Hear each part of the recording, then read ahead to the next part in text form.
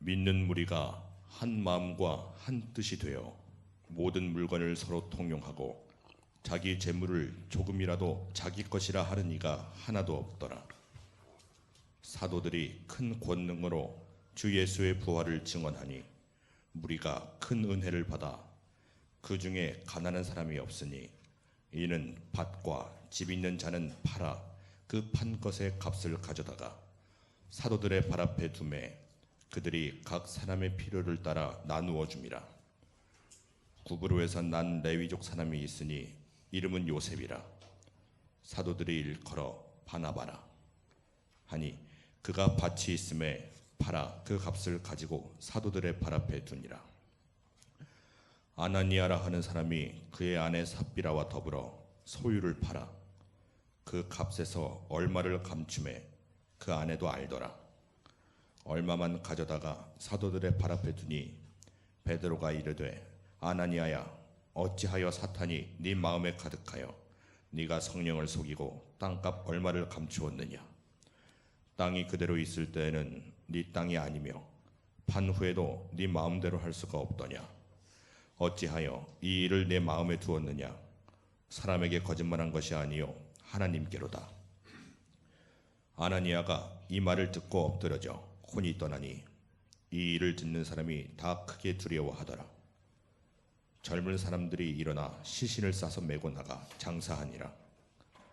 3시간쯤 지나 그의 아내가 그 일 일어난 일을 알지 못하고 들어오니 베드로가 이르되 그 땅 판값이 이것뿐이냐 내게 말하라 하니 이르되 예 이것뿐이라 하더라.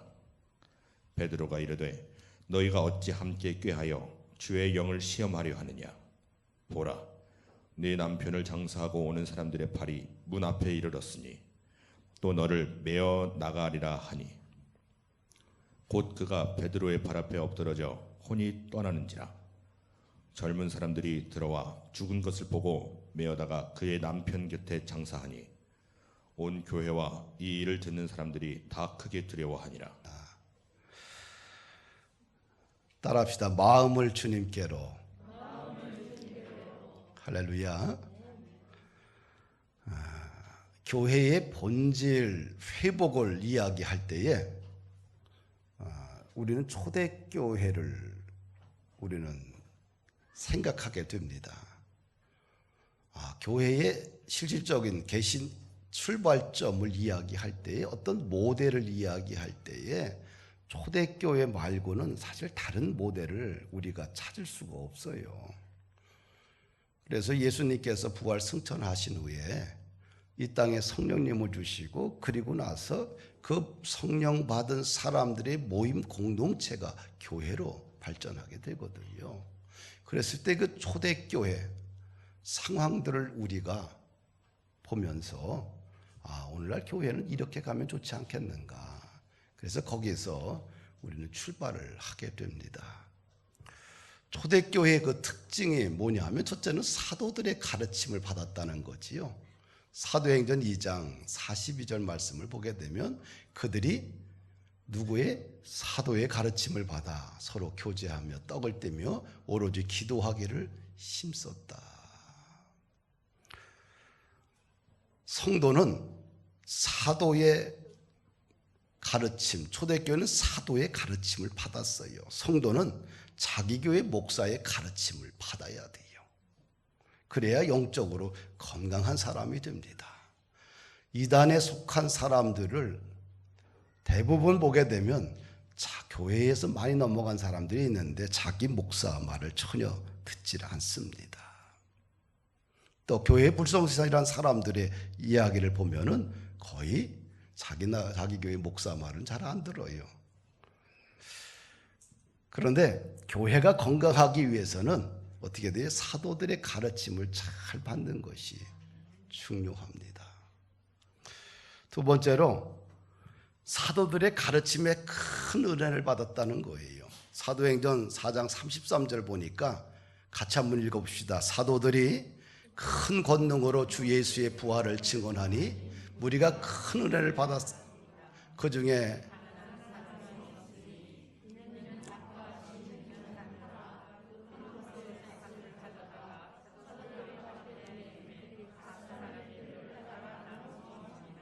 사도들이 뭘 전했어요? 복음을 전했는데 어떤 복음을 전했어요? 예수의 부활을 증언했어요. 그랬을 때 큰 무리들이 큰 은혜를 받았다. 이 교회는 은혜를 받아야 행복해요. 할렐루야. 은혜를 받으면 어떤 어려움도 고난도 갈등도 상처도 다 극복할 수 있는 하늘의 힘이 주어지게 돼요. 그래서 교회는 은혜의 공동체입니다. 할렐루야. 세 번째, 초대교회 모습 보니까 살아있는 교회의 공동체성을 회복한 것을 보게 돼요. 하나님의 백성들이 은혜를 받고 나니까 어떤 역사가 일어나는가? 사도행전 4장 32절 보니까 믿는 무리가 한 마음과 한 뜻이 되어 모든 물건을 서로 통용하고 자기 재물을 조금이라도 자기 것이라 하는 이가 하나도 없더라. 살아있는 공동체의 모습을 보니까 어때요? 서로 하나 되었다는 겁니다. 한 마음과 한 뜻이 되었다는 것이죠. 믿는 사람들이, 공동체 사람들이 마음이 일치됐다는 겁니다. 그리고 두 번째, 모든 물건을 서로 통용했다. 물건을 서로 함께 썼다는 겁니다. 오늘날 21세기 하도가 공유경제 아니에요.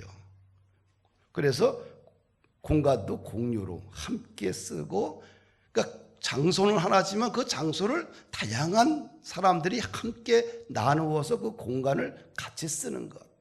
이 공유 경제, 공유 사회가 우리 사회에 아주 깊숙이 들어와 있어요.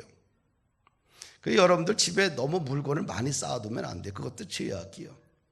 집에 가서 다 봐가지고 안 입는 거나 저거 한 것들은 다 갖다 어떻게 해야 돼요? 다른 사람과 나누든지 아니면 해외로, 여러분들이 선교사분들에게 다 해외로 보내든지 좀 단순하게 살아가는 것이 기독교적인 가치예요. 기독교적인 것은 혼자 사갖고 많이 쌓아두고, 이것은 기독교 가치가 아니고 천민 자본주의 가치예요. 기독교의 가치는 공생 공존이요. 나누는 거예요. 할렐루야. 또 살아있는 교회의 공동체를 보니까 자기 재물을 자기 것이라 하지 않았다는 거예요. 물질의 소유권이 내 거 아니라 하나님이라고 고백하는 거지요. 뭐에? 청지기 정신을 소유했다는 거예요.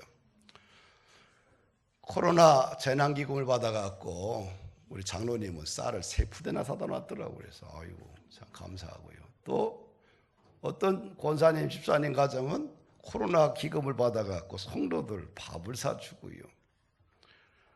또 어떤 분들은 주방용품을 사다가 교회에다가 기증도 하고요. 이 재물이 말이에요. 자기 것이라고 하면 어떻게 돼요? 절대로 다른 사람과 나눌 수가 없어요. 재물은 내 것이 아니라 하나님의 것이다. 여기서 출발해야지만 내 것을 나눌 수가 있는 그런 에너지가, 힘이 나오게 되는 거지요.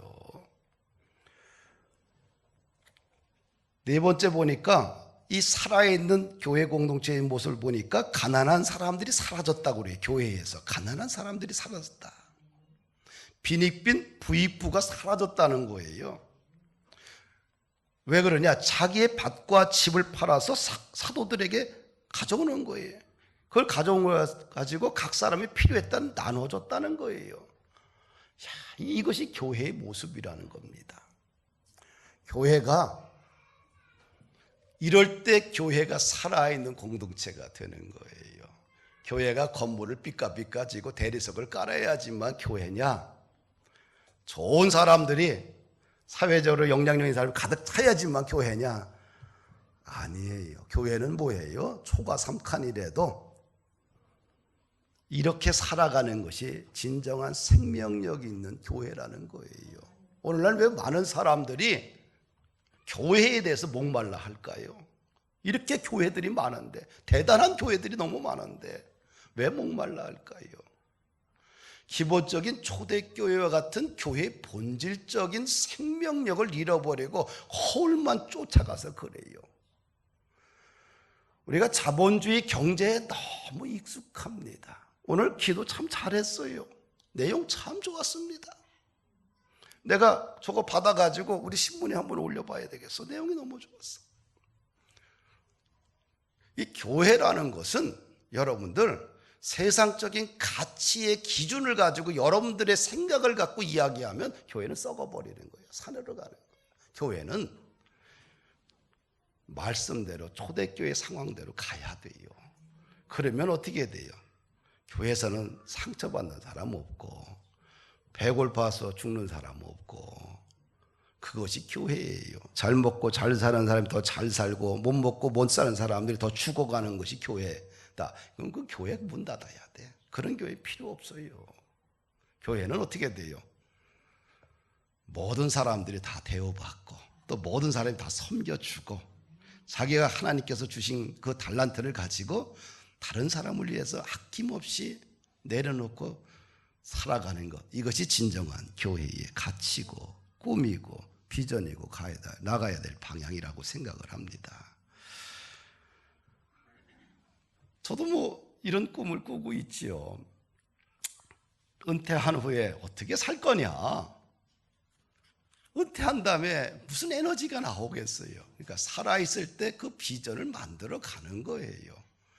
그래서 기도원에 일단은 예배의 장소를 만들어 놓고 그 주변을 갖다가 예수마을 공동체를 만들어서 함께 살아가는 삶의 공동체를 만들어 가는 것. 그래서 노년에 집이 없어서 눈물 흘리는 사람 없고 너무 가난해서 먹을 것이 없어서 고통 가운데 살아가는 성도들이 흩어져서 눈물 흘리는 사람 없이 최소한 범푸른교회 성도만큼은 본인이 원하면 함께 예수마을 공동체를 만들어서 최소한 집 문제와 먹는 문제만큼은 좀 공평하게 가야 된다. 저는 이런 생각을 가지고 있어요. 목회하다 보면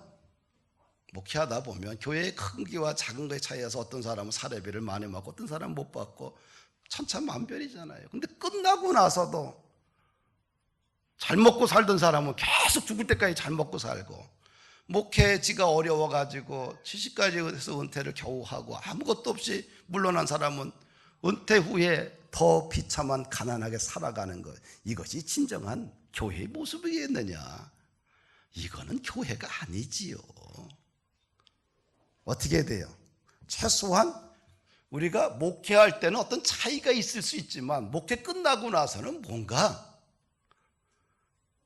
이런 부분에 있어서는 어느 정도 잘 균형을 갖추는 것이 진정한 복지사회고 하나님 나라의 모습이 아니겠느냐. 제가 아주 싫어하는 부류 중에 한 사람이 돈 자랑하는 사람들. 그런 사람들 내가 아주 싫어합니다. 그리고 목회자들 중에 교회 사이즈가 크고 많이 벌어서 큰 돈을 벌어서 잘 먹고 사는 걸 갖다가 자랑하는 사람 보면 내가 아주 경멸을 해요. 최소한 우리가 신앙인이라고 한다면 좀 생각이 좀 달라야 된다는 거예요. 그냥 세상적인 가치를 교회에서 이야기하면 안 돼. 목사한테 이야기하면 안 돼요. 세상적인 가치와 그 기준을 가지고 교회에 와서 이야기를 하면 그 교회는 어떻게 돼요? 더 이상 교회의 생명력이 없는 거예요. 교회는 성경의 가치를 고수해야 돼요. 그 성경의 가치를 고수하기 위해서 서로 내려놓는 작업들을, 자기의 십자가를 지고 가는 일들을 열심히 할 때 교회가 교회답지요. 사랑하는 여러분들, 뭔가 우리 본푸른 교회는 좀 달리 가야 되지 않느냐, 뭔가 좀 달라야 되지 않느냐, 그것이 예수 믿는 사람들의 모습이 아닐까. 오늘 또 본문에 보면 36절 37절에 보니까 바나바라는 사람이 나와요. 누구냐 하면은 레위 족속인데 야곱의 12아들 중에 레위의 후손이에요. 그러니까 레위 족속은 어떤 사람들이냐? 하나님의 성막을 섬기도록 임명된 지파입니다. 그 제사장들은 모두 레위 지파 소속이에요. 근데 이 레위 지파 소속이었던 바나바가 밭을 팔아서 헌금을 가지고 누구에게 드려요? 사도들 앞에 가져오게 됩니다. 나 이 말씀을 읽으면서 레위 지파가 먼저 자신의 것을 내려놓았다. 은혜가 되잖아요. 교회는 뭐예요? 우리가 다 성도들은 레위 지파예요. 그렇죠? 세상 사람들과 비교할 때 성도들은 다 레위 지파야. 그중에 또 목회자들은 더더욱 레위 지파예요. 그럼 어떻게 해야 돼요? 목회자가 먼저 내려놓는 것이 그래야 교회가 되는 거예요. 할렐루야. 목회가 먹을 거 다 챙기고 자기 거 다 고수하게 되면 교회가 될 것 같아요? 심성환 집사님? 안 되는 거예요. 목회자가 100을 내놔야지 성도들이 10 정도 움직여요. 그래야 교회가 되는 거예요. 할렐루야. 교회가 성도들은 기본적으로 레위 지파예요. 그럼 어떻게 해야 돼요? 내려놓는 방식을 더 잘해야 돼요. 사회 환원도 잘해야 되고 기부도 잘해야 되고 헌금도 잘하고. 그래서 어떻게 돼요? 사회를 좀 건강하게 끌어가야 되는 거지요. 꼭 교회 성도들까지 레위 지파들까지 전부 다 쌓는데 인생을 다 소비하면 안 돼요. 축적하는 데만, 지식은 축적하게 되면 인생에 지혜가 나와. 돈만 축적하게 되면 속물인간이 될 수가 있어요. 할렐루야. 이 바나바 얼마나 멋있어요. 그렇죠? 올라가서 문 좀 닫고 좀 조용히 좀. 그런데 사도행전 5장으로 넘어오면서 이렇게 행복했던 공동체가 완전히 뒤집어지는 사건이 일어나요. 누구예요? 아나니아와 삽비라 부부의 사건이에요. 아나니아와 삽비라 부부가 자기의 밭을 팔아서 일부만 헌금하고 나머지를 속이게 돼요. 그 결과 죽임을 당하게 됩니다. 헌금을, 밭을 팔아서 헌금 일부 한 것만 해도 대단한데 전부 하지 않았다고 그래서 죽임을 당해요. 너무 가혹하지 않냐라는 생각이 들 수가 있어요. 그러나 지금 초대교회예요. 교회의 생명력은 어디서 나와요? 정직성에서 나오는 거예요. 거짓말은 공동체를 파괴하는 가장 악한 방법이에요. 범푸는 교회가 강력한 교회가 되기 위해서는 뭐예요? 성도 하나하나가 하나님과 사람 앞에, 교회 앞에 정직해야 돼요. 그것이 교회가 깨끗해지고 교회가 살 수 있는 길이라는 거지요. 그래서 베드로는 이 사건을 해석할 때 어떻게 해석했느냐? 사람에게 거짓말을 한 것이 아니라 하나님께 거짓말을 했다는 거예요. 그리고 베드로는 하나님을 속였다는 거예요. 너희가 사람을 속인 것이 아니라 너희가 하나님을 속였다고 하는 거예요. 사도행전 5장 3장 4절 보니까 뭐라 그래요? 같이 읽읍시다. 베드로가 이르되 아나니아야 어찌하여 사단의 내 마음에 가득하여 내가 성령을 속이고 땅값 얼마를 감추었느냐? 땅이 그대로 있을 때에는 내 땅이 아니며 판후해도 내 마음대로 할 수가 없더냐? 어찌하여 이를 내 마음에 두었느냐? 사람에게 거짓말한 것이 아니요 하나님께로다. 아멘. 또 그 부인도 전혀 남편이 죽은지도 모르고 딸라와서 또 어떻게 거짓말을 또 해요. 남편 따라 그의 인생도 갔어요. 신앙생활은 어떻게 해야 되느냐? 정직하게 해야 돼요. 정직성을 잃어버리는 순간 하나님과 인간과의 모든 관계가 다 막혀버려요. 사단이 우리의 인생을 조종하고 주장하게 됩니다. 신앙에 타락이 있지요. 정직성을 잃어버리면. 사실은 우리가 종교개혁 이야기하잖아요. 도대체 종교개혁이 뭐냐? 지구 역사상 교회가 있으면 맨날 종교개혁이 있고 모이면 세미나 종교개혁이 있는데 뭐냐? 정직하게 신앙생활하면 되는 거예요. 말씀을 그대로 믿고 정직하게 신앙생활하면 그것이 종교개혁이고 그것이 인생과 가정과 교회를, 사회를 세우는 거대한 힘이 된다는 사실입니다. 할렐루야. 그래서 우리가 신앙생활하면서 마음의 동기가 병들면 안 돼요. 신앙생활 첫 번째는 항상 하나님을 사랑하는 것. 그리고 두 번째는 뭐예요? 이웃을 내 몸처럼 사랑하는 것. 하나님을 사랑하되 어떻게 정말 끝까지 사랑해야 돼요. 하나님보다 앞선 가치는 절대적으로 없다. 욥이라는 동방의 한 의인이 있습니다. 근데 욥을 갖다가 성경은 평가하기를 어떤 사람이냐? 욥기에서 1장 1절에서 3절을 보니까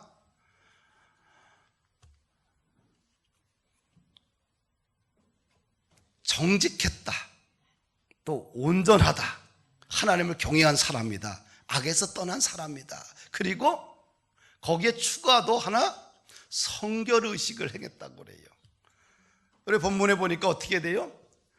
이제 자녀들이 잔치를 해요. 그러고 나면 어떻게 돼요? 친구들과 잔치를 하고 나면 혹시 욥 생각에, 아버지 생각에 이들이 혹시 부지불식간에 죄를 졌고 범하진 않았을까? 그래서 어떻게 돼요? 자녀들을 다 모아놓고 성결의식을 하는 것을 보게 돼요. 대단하지요? 그 정도로 하나님 앞에 정직하게 마음의 동기를 순수하게 가지고 경건하게 살았던 사람이 뭐예요? 동방의 의인 욥인 거예요. 그래서 하나님은 욥을 가장 신뢰했어요. 욥의 삶을 인정했어요.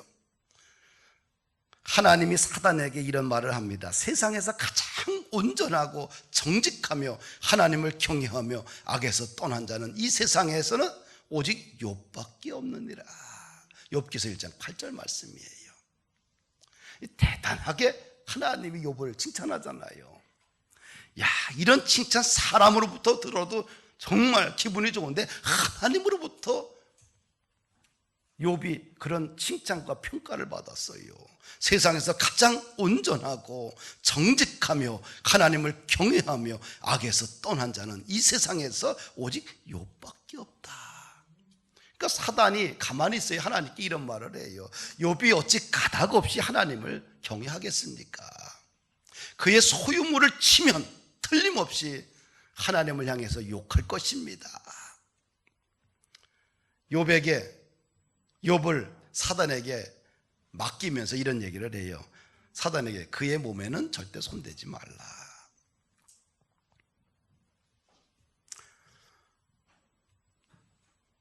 근데 갑작스레 형통했는데 갑작스레 욥의 인생 가운데 환란이 찾아오는 거예요. 하루아침에 모든 소유물이 다 사라져가요.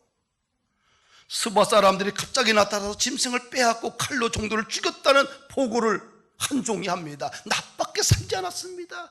또 뒤이어서 이런 보고를 받아요. 하늘에서 불이 떨어져서 양과 종들을 불살라 버렸습니다. 나밖에 생존자가 없습니다. 그리고 또 이어서 갈대아 사람 세 무리가 갑자기 나타나서 낙태를 빼앗아 갔습니다. 칼로 종들을 죽였습니다. 자녀들이 집에서 음식을 먹는데 거친 들에서 큰 바람이 불어 집이 무너져 모든 자녀들이 다 죽었습니다. 순식간에 환난과 고난이 그냥 줄지어서 찾아옵니다. 기막힌 일들이지요. 예고편도 없습니다. 준비할 시간도 없습니다. 예고편도 없이 준비할 시간도 없이 순식간에 욥이 가지고 있는 재산과 그의 자녀들을 하나님이 싹 걷어가 버렸어요. 욥이 이런 고백을 해요. 그 고통 앞에서 욥기서 1장 20절과 23절 말씀 보니까 같이 읽읍시다. 욥이 일어나 겉옷을 찢고 머리털을 밀고 땅에 엎드려 예비하며 이르되 내가 모태에서 알몸으로 나와 싸운즉 또한 알몸이 그리로 돌아가올지라. 주시니도 여호와시요 거두시니도 여호와시니 여호와의 이름이 찬송을 받으실지니이다 하고 이 모든 일에 욥이 범죄하지 아니하고 하나님을 향하여 원망하지 아니하니라. 사단은 뭐라고 그래요? 하나님께 그의 재물을 싹 걷어가면 하나님을 욕할 것입니다. 그런데 어땠어요? 욥은 자식도 다 죽었고 모든 것이 다 사라졌지만 그 이유를 알지도 못하지만 그 상황 가운데서 입으로 욥이 범죄하지 아니하고 하나님을 향하여 원망하지 않았다. 그의 마음에 참 아름답지 않아요. 동기가 참 순수하지 않아요. 모태에서 알몸으로 나왔는데 또 알몸으로 그리로 돌아가는 거 당연한 거 아니냐. 사단이 자신의 계획의 실패로 돌아간 것을 보고 하나님께 다시 또 요청을 합니다. 그의 몸을 치면 틀림없이 하나님을 욕할 것입니다. 그러면서 하나님이 뭐라고 그래요? 내가 너에게 욥을 맡길 것이다. 그런데 욥의 생명만큼은 건들지 말라.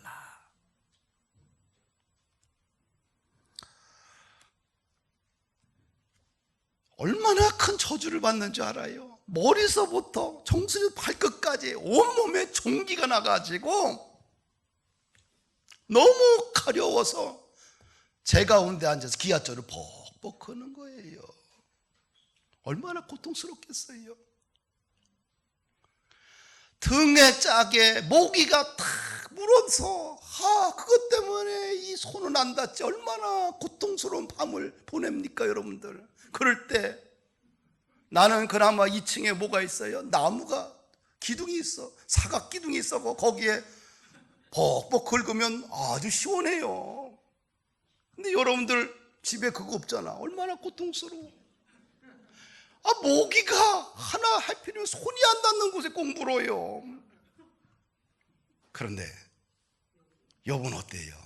정수리부터 발바닥까지 어떻게 돼요? 종기가 가득 있는 거예요. 너무 가렵고 고통스러우니까 어떻게 제 가운데 앉아서 기와짝으로 벅벅 긁는 거예요.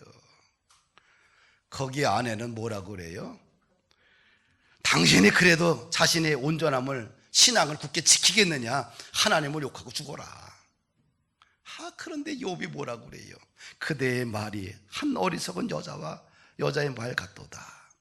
우리가 하나님께 복을 받았은즉 화도 받지 아니하겠느냐? 이 모든 일에 욥이 입술로 범죄하지 않았다. 욥은 고난의 세월에서도 하나님을 떠나지 않은 것을 보게 돼요. 오히려 그의 마음을 지켰다. 할렐루야. 그런 하나님, 욥을 믿었던 하나님. 근데 그 믿음에 배신당하지 않았잖아요. 하나님이 어떻게 돼요? 그의 결말을 아름답게 만들어줘요. 나중에 더 잘되는 인생으로 하나님께서 복을 주시는 것을 보게 됩니다. 성경에 보니까 욥에게 고난을 잘 이긴 욥에게 처음보다 갑절의 복을 주셨다. 이렇게 성경은 마무리하고 있어요. 다윗은 어떨까요? 다윗은 하나님을 사랑했던 인물입니다. 사도 바울이 비시디아 안디옥에서 주일날 설교를 해요. 그 설교 내용의 핵심이 뭐냐면 다윗에 대해 설교를 하는데 다윗은 하나님의 마음에 합한 사람이다. 이렇게 설교를 해요. 하나님의 마음에 합한 사람이다. 그래서 하나님께서 내 뜻을 다윗을 통해서 이룰 것이다. 그 뜻이 뭐냐? 하나님께서 약속하신 대로 이 다윗의 후손을 통해서 이스라엘을 위하여 구세주 구주를 주셨으니 세웠으니 곧 예수니라. 하나님의 마음에 합한 자, 그것이 다윗인 거예요. 그래서 그 다윗을 통해서 어떻게 돼요? 인류의 구세주, 이스라엘의 구세주 예수를 주신 거예요. 사랑하는 여러분들, 다윗이 그런 일평생 하나님을 사랑하고 정직하게 살았을까요? 그냥 마음만큼은 하나님을 경외하고 사랑하는 걸 변치가 않았어. 때로는 죄도 졌고 죄 졌지만 그거를 책망했을 때 철저하게 그는 내려놓고 회개하는 것을 보게 돼요. 그런 모습들이 하나님의 마음에 드는 거예요. 성경은 구약과 신약이 있어요. 구약은 예언약이고 신약은 새 언약이에요. 그러면서 이제 신약 성경의 첫 페이지가 뭐예요? 마태복음이에요. 마태복음 1장 1절을 보게 되면 새 언약의 첫 번째 1절에 이렇게 시작을 해요. 아브라함과 다윗의 자손 예수 그리스도의 세계보라. 누가 이름이 나와요? 아브라함, 다윗, 그리고 예수. 이게 신약을 열어가는 핵심 키워드 아니겠어요? 아브라함은 누구예요? 믿음이요. 믿음의 조상. 여러분들이 부모가 예수 믿지 않았으면 여러분들이 하나하나가 믿음의 조상이 되어야 되는 거예요. 그런 꿈이 있어야지만 이름이, 믿음의 계보의 이름이 딱 세워지는 거예요. 다윗은 뭐예요? 하나님의 마음에 합한 자인 거예요. 그 사람을 통해서 뭐예요? 예수 그리스도의 세계 계보가 형성된 거예요. 할렐루야. 다윗은 비록 씻을 수 없는 죄도 지었지만 그 믿음만큼은 하나님을 사랑했다는 거예요. 그 마음을 하나님이 하신 거예요. 시편 27편 4절 보니까 내가 여호와께 바라는 한 가지 일 그것을 구하리니 곧 내가 내 평생에 여호와의 집에 살면서 여호와의 아름다움을 바라보며 그의 성전에서 사모하는 그것이라. 이 다윗이 인생의 꿈은 세상적인 성공이 아니라 하나님 안에서 거하는 것, 하나님 안에서 자신이 살아가는 것을 인생의 최고의 꿈으로 생각을 한 거예요. 이것이 다윗의 마음인 거예요. 이런 마음을 하나님이 좋아하신 거예요. 다윗이 시편 57편 7, 8절 보면 이제 사울 왕을 피해서 이제 굴로 들어가요. 고난의 세월이겠잖아요. 얼마나 힘들겠어요. 그때 다윗이 쓴 시에 같이 읽어봅시다. 하나님이여 내 마음이 확정되었고 내 마음이 확정되어 싸우리. 내가 노래하고 내가 찬송하리로다. 내 영광아 깰지어다. 비파야 수금아 깰지어다. 내가 새벽을 깨우리로다. 아멘. 이 고난의 계절에 다윗은 어떻게 했어요? 마음을 확정한 거예요. 왜? 예수님을, 하나님을 더 사랑하려고. 이 마음을 하나님이 하신 거예요. 고난의 계절에 인상 쓰고 세상의 모든 짐을 다 질고 그냥 그렇게 표현하고 산 것이 아니라 오히려 고난의 시간에 마음을 하나님께 정하는 거예요. 더 주님을 사랑하겠습니다. 어떻게? 이 고난의 계절 내가 더 말씀을 읽고 기도하고 예배하겠습니다. 주님을 더 깊이 사랑하겠습니다. 이렇게 마음을 확정했다는 거예요. 그리고 새벽을 내가 깨워서 주님께 내 시간을 드리겠습니다라고 정한 거예요. 할렐루야. 이런 마음을 하나님이 좋아하시는 거예요.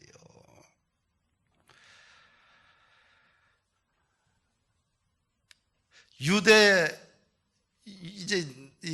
이스라엘이 두 나라로 쪼개지죠. 북이스라엘과 남유다예요. 남유다는 누구의 계보예요? 다윗의 계보로 가요. 그렇죠? 그 다음에 10지파는 북이스라엘로 가고. 근데 남쪽 유대에는 다윗 왕의 후손들이 차지를 하게 돼요. 근데 유다의 왕들을 평가할 때 역사가의 기준이 있어요. 바로 그 기준점이 다윗인 거예요. 우리가 중요한 것은 어느 것들에도 기준점이 중요하잖아요. 그 기준점이 어디다가 놓느냐에 따라 달라지잖아요. 그 기준점이 모든 유대의 왕들을 평가하는 기준점이 누구냐? 다윗 왕이라는 거예요. 히스기야에 대해서 평가할 때 뭐라고 평가해요? 그의 조상 다윗의 모든 행위와 같이 여호와께서 보시기에 정직하게 행하여. 이 사람은 뭐예요? 선한 왕이구나. 왜 히스기야가 그렇게 이스라엘 역사에서 존경받았어요? 다윗을 삶의 모델로, 영적인 모델로, 왕의 모델로 삼았기 때문에 선한 왕이 된 거예요. 할렐루야. 또 종교개혁을 일으켰던 요시야 왕이 있어요. 그의 정신적, 영적, 신앙적 모델은 누구냐? 다윗인 거예요. 성경은 이렇게 기록하고 있어요. 열왕기하 22장 2절 보니까 요시야가 여호와 보시기에 정직히 행하여 그의 조상 다윗이 모든 다윗의 모든 길로 행하고 좌우로 치우치지 아니하였더라. 그가 누구를 신앙의 모델로 삼았어요? 다윗처럼 살려고 한 거예요. 그러니까 어떻게 돼요? 종교개혁을 일으키고 교회를 개혁하고 나라를 바로 세운 거 아니겠어요?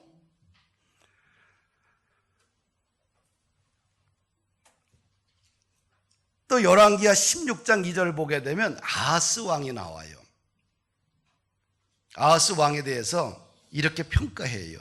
그의 조상 다윗과 같지 아니하여 그의 하나님 여호와께서 보시기에 정직히 행하지 아니하고 이스라엘의 여러 왕의 길로 행하며 또 여호와께서 이스라엘 자손 앞에서 쫓아내신 이방 사람의 가증한 일을 따라 자기 아들을 불 가운데로 지나가게 하며 또 산당들과 작은 산 위와 모든 푸른 나무 아래에서 제사를 드리며 분향하였더라. 어때요? 들어보니까 이거 나쁜 놈이구나 생각이 들잖아요. 누구를 닮지 않아서 역사가는 아주 분명하게 평가를, 유다 왕들을 평가할 때 분명하게 평가하는데 조상 다윗을 따라갔느냐 따라가지 않았느냐에 따라서 악한 왕이 되고 선한 왕이 되는 기준점이 되는 거예요. 왜 아하스 왕이 실패한 왕이 됐느냐? 조상 다윗을 따라가지 않았기 때문에, 왕의 표준을 잃어버렸기 때문에 그래요. 그리고 이 아하스 왕은 북이스라엘의 여러 왕을 따라 행한 거예요. 북이스라엘은 기본적으로 하나님을 안 믿어요. 그러니까 어떻게 돼요? 다윗 왕을 따라가지 않고 북이스라엘이 하나님을 안 믿는 이방신을 따라가는 왕들의 길을 따라간 거예요. 그러니까 패역한 왕이 돼버리고 말지요. 사랑하는 여러분들, 우리가 이 신앙생활할 때 동기가 참 중요해요. 왜? 아나니와 삽비라가 왜 이렇게 헌금을 하고 죽임을 당했느냐? 동기가 잘못돼서 그래요. 동기가 병들어서 정직하지 않기 때문에. 그런데 다윗이나 욥은 왜 이렇게 역사가로부터 평가를 이렇게 받고 모든 신앙인의 삶의 모델이 되느냐? 동기가 순수해서 그래요. 동기가 항상 하나님께 초점을 맞추고 살았기 때문에 그렇습니다. 할렐루야. 이 사건의 결말은 사도행전 5장 11절인데요. 같이 읽어보십시다. 온 교회와 이 일을 듣는 사람들이 다 크게 두려워하니라. 이 사건을 통해서 공의의 하나님이 등장하는 거예요. 그렇죠? 그리고 초대교회 이 사건을 통해서 자신의 신앙생활을 점검할 수 있는 계기를 얻게 돼요. 결국은 탐욕은 인생에서 전혀 도움이 안 된다는 사실이에요. 할렐루야. 한 가지만 더 말씀드리고 마무리합니다. 사도행전 10장에 보면 누가 나오냐면 고넬료가 나와요. 고넬료는 이방인이잖아요. 이탈리아 사람이고 100명의 병사를 거느린 이탈리아 군대 장교예요. 초급 장교지요. 사도행전은 28장으로 되어 있어요. 그렇죠? 28장. 근데 28장 가운데 이 고넬료에 대해서 10장 전체를 활애해요. 이 누가 썼냐면 누가가 썼어요. 누가는 의사이면서 그 다음에 역사가예요. 역사가는 뭐예요? 감성적으로 글을 쓰지 않고요, 사실 그대로 본 것을 기록하는 것이 역사가들의 기록 방식이에요. 그런데 고넬료에 대해서 어떻게 돼요? 사도행전 10장의 전체를 갖다가 배려를 하고, 그리고 자그마치 이 48절이나 되는 엄청난 긴 그런 장이거든요. 그만큼 비중 있게 누가가 다뤘다는 거예요. 왜? 고넬료가 어떤 사람이기 때문에. 같이 읽어봅시다. 그가 경건하여 온 집안과 더불어 하나님을 경외하며 백성을 많이 구제하고 하나님께 항상 기도하더니. 경건하다. 신앙이 독실했다는 거예요. 신앙생활의 원칙이 있다는 거예요. 아, 오늘 주일이다. 그럼 구별해서 사는 거예요. 이게 신앙이 독실한 거예요. 이것은 11조다. 그럼 구별해서 드리는 거예요. 이거 신앙이 독실한 거예요. 할렐루야. 내가 기도 시간이다. 그럼 구별 안에서 드리는 이것이 신앙이 독실하다. 이렇게 평가하는 거예요. 그래서 경건하다. 이렇게 이야기하는 거예요. 할렐루야. 온 집안과 더불어 하나님을 경외했어요. 혼자만이 아니죠. 온 집안이 믿음으로 하나로 세워졌다는 거예요. 백성을 많이 구제하고요. 항상 하나님께 기도한 것을 보게 돼요. 신앙의 유산을 그 가정에 이렇게 흘러가잖아요. 유대인도 아닌데 이방인인데 얼마나 아름다운 삶의 모델입니까? 그런 생활 신앙인이었던 고넬료에게 누가 나타나요? 기도하는 가운데 그가 환상을 보게 돼요. 근데 누가 하나님께서 고넬료야 이름을 부르는 거예요. 얼마나 감동이겠어요. 여러분들이 기도하는데 찬양하는데 말씀을 읽는데 봉사하는데 하나님이 얘야 불러봐요. 그 감동과 그 기쁨과 그 은혜는 돈으로 살 수 없는 거예요. 할렐루야.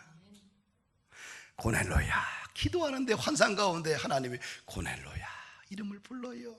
그리고 나서 이런 말씀을 해요. 너의 기도와 구제가 하나님께 상달되었다.